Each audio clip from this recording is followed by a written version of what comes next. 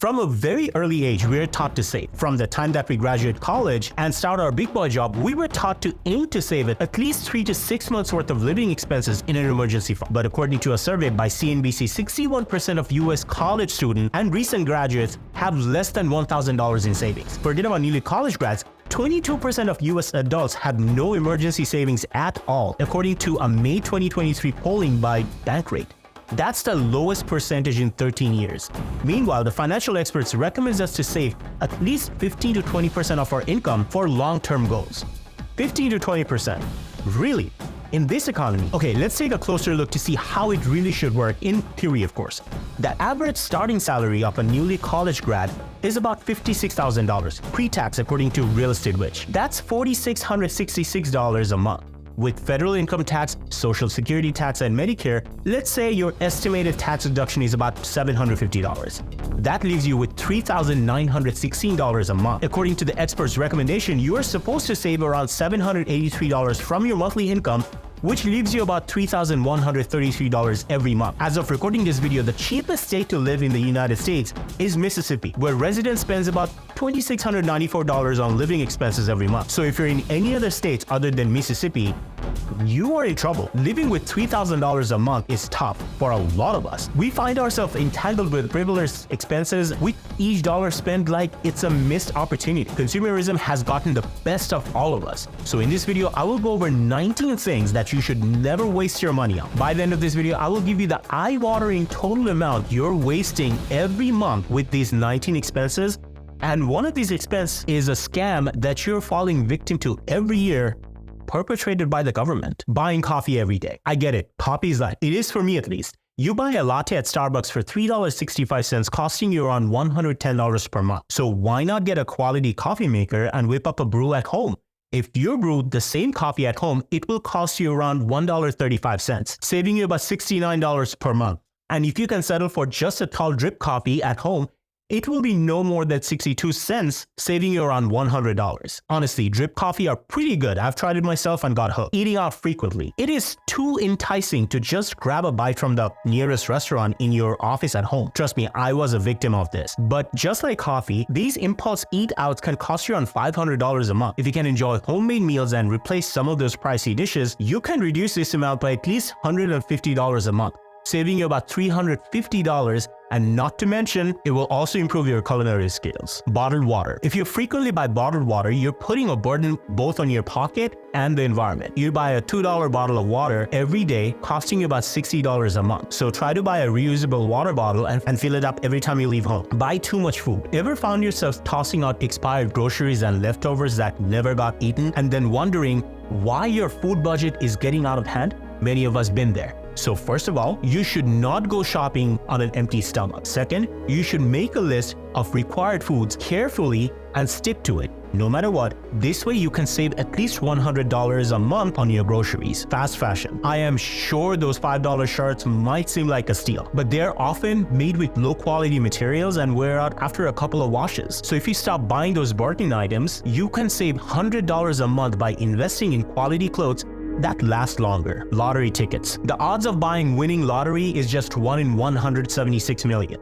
The average American spends approximately $223 per year on lottery tickets, which comes up to about approximately $18.58 per month. So instead of relying on your luck, you can put that money into smart financial habits like savings and investing. Speaking of investing, hi, my name is Tasvir Mirza. I'm a realtor and a diversified investor, and you are here for your dose of entertainment. Late fees. It's common to forget payments when you are juggling multiple bills and deadlines, especially when you hit your 30s.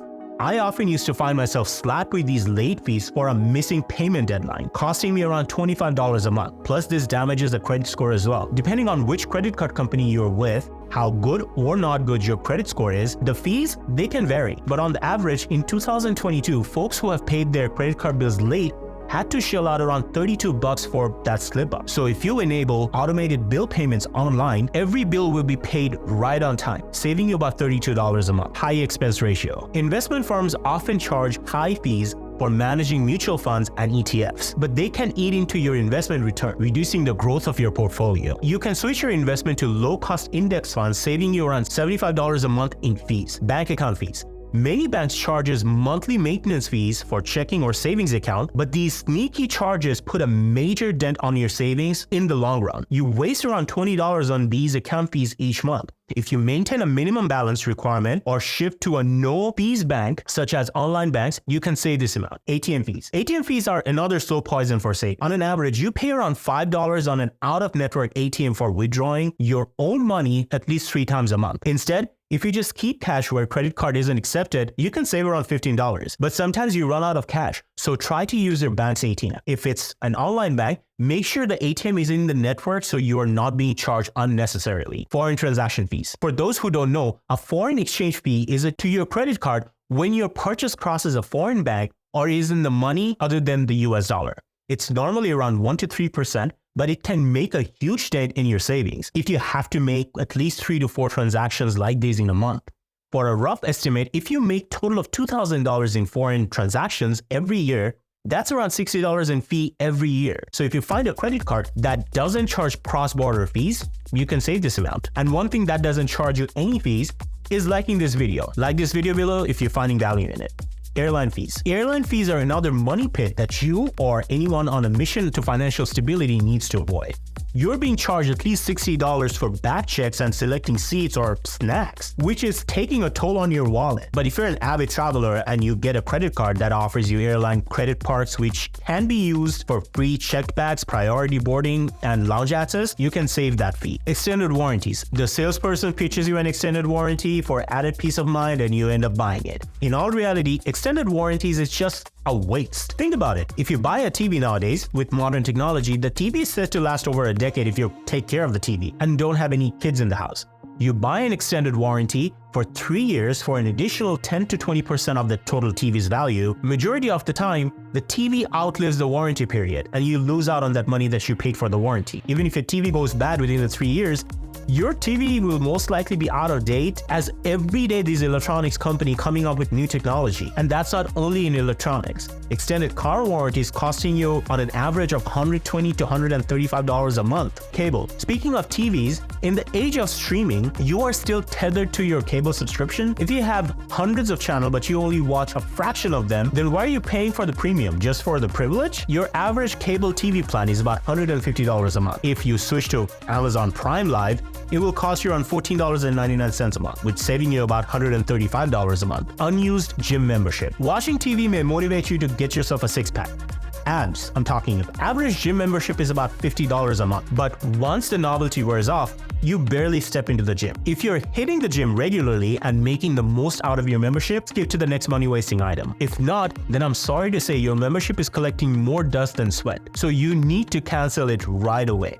Instead, you can work out at home and you can find absolutely any workout for free on YouTube, saving you about $600 a month. Let me know in the comments below if you have a gym membership and how many times you've used it in the last 30 days. Unused subscription. Just like gym membership, unused subscriptions are another unnecessary burden to your pocket. You get a Netflix subscription, hoping to Netflix and chill, for $6.99 a month because of some new show that just came out that everyone is talking about. And then you also get Spotify for another $5.99 a month. But the next month, you are so busy, forget about Netflix and chill, you had almost forgotten about that subscription. This happens every time, and you lose out about $20 to $40 a month in such unused subscriptions. You can save this amount if you cancel these unused subscriptions. But there's one subscription that doesn't cost you a single dime, and that's a subscription to my channel. Press the subscription and the bell icon below. Private mortgage insurance. Home ownership is a dream for me, but for those who put down less than 20% of their home purchase, there's a costly catch: private mortgage insurance, or PMI. For a $350,000 house, on an average, you are paying about $394 in PMI every month. If you don't have a 20% down payment, but you can still avoid PMI by considering loan options and don't require a hefty insurance premium,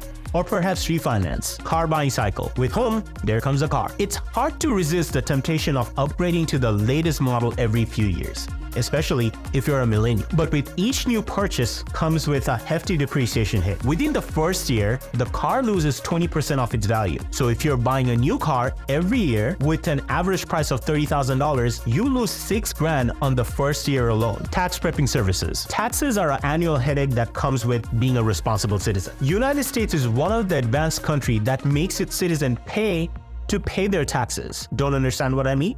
In countries like New Zealand, Japan, Netherlands, Estonia, you can simply log into a government portal, answer a few questions, and pay your taxes, or the government will tell you how much it owes you. Whereas in US, you need to pay a private company to pay your taxes around $150 a year because our tax code is overly complicated and too expensive. Not to mention, if you are doing it yourself, you're paying emotionally. You worry and wonder and end up paying more in fear of making mistakes. With that, here's the total amount you waste your money on every year. That's $27,625, $2,302 a month. Can you believe it? This extra $2,000 can go towards your savings or investments, or even a long-awaited trip that you've been planning for years. But wait, maybe going on a trip is not a good idea because you're in debt. Average American owes about $58,604 in debt. But are there any ways to pay that debt fast? Find out in this video. If you haven't already, like and subscribe. See you in the next video.